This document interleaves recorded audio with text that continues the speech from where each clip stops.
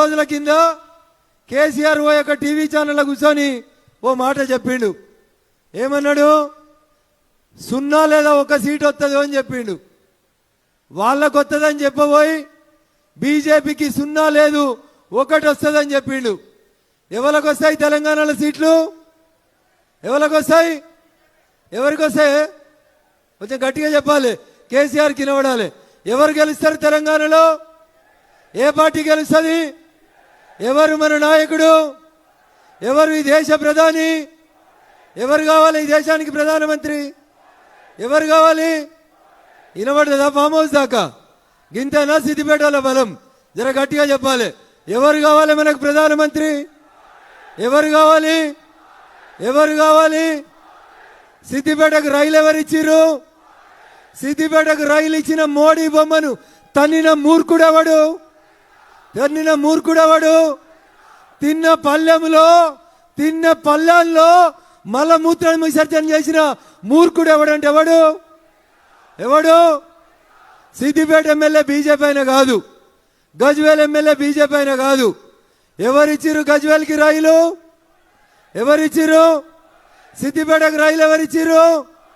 మరి ఇవన్నీ మర్చిపోయి టీవీ స్క్రీన్ మీద మోడీ గారి బొమ్మ కనబడితే తన్నిన మూర్ఖుడు ఎవరు?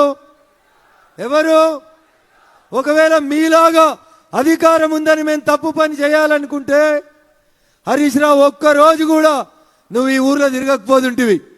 అయినా మేము ఏ రోజు కూడా ప్రజాస్వామ్య స్ఫూర్తికి భిన్నంగా పనిచేయలేదు. ఒకవేళ హరీష్ రావు మీద సిద్దిపేట వాళ్ళకు ప్రేమ ఉంటే మొన్న 2023లో నవంబర్ డిసెంబర్లో రిజల్ట్ వచ్చినప్పుడు కాంగ్రెస్ పార్టీకి ఒక ఆయన పోటీ చేసిండు, పూజల హరికృష్ణ అని. 20,000 రాలే తమ్మునికి, ఓడిపోయిండు పాపం. కానీ ఇలా రోజు సిద్దిపేటలో రోడ్లకి మోరీలకి ఎవరు కొబ్బరికాయలు కొడుతురు? పూజల హరికృష్ణ కొబ్బరికాయ కొడుతుండు. 30 మంది కౌన్సిలర్లు ఉన్నారు. ఒక్కడన్న పోయి మా ఎమ్మెల్యే రాకుండా ఎట్లా కొబ్బరికాయ కొడతామని ఒక్కడన్న అడ్డం పోయిందా? పోలేదంటే హరీష్ రావు మీద సిద్దిపేట వాళ్ళకి ప్రేమ ఉన్నదా, కోపం ఉన్నదా, భయం ఉన్నదా అనేది ఒకసారి అర్థం చేసుకోవాలి.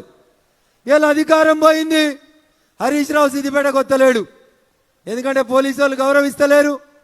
ఆయనకు వంతపాడే సురేందర్ రెడ్డి లేడు. ఉన్నాడా సురేందర్ రెడ్డి? ఉన్నాడా? ఉన్నాడా సురేందర్ రెడ్డి? హరీష్ రావు అడుగులకి మడుగులెత్తే పోలీసు వాళ్ళు ఉన్నారా? ఇప్పుడు ఉన్నారా? అందుకని హరీష్ రావు కూడా వస్తలేడు. వస్తే కూడా అప్పుడప్పుడు మెల్లగా ఇట్లా వచ్చి సాటికెళ్ళి వచ్చి సాటికి పోతా ఉన్నాడు. అంతేనా? అందుకని భారతీయ జనతా పార్టీ నాయకులకి కార్యకర్తలకు నేను సవినయంగా ఒకటే విజ్ఞప్తి చేస్తా ఉన్నా. సిద్దిపేట భయంలోంచి బయటికి వచ్చింది. సిద్దిపేట ఇయ్యలో 40 ఏళ్లుగా 1985లో చంద్రశేఖరరావు గెలిచిన నాటి నుంచి ఇయ్యాల దాకా ఒకటే కుటుంబం సిద్దిపేటను దోసుకుంటే ఆ సిద్దిపేట ప్రజలు చంద్రశేఖరరావు గారి కుటుంబాన్ని, హరీష్ రావు గారిని వద్దనుకున్నారు. కాబట్టి ఇలా సిద్దిపేట గడ్డ మీద భారతీయ జనతా పార్టీ కోసం ఇంతమంది కార్యకర్తలు వచ్చి నినదించారు అనేది ఒక్కసారి మీరందరూ కూడా గుర్తుంచుకోవాలి.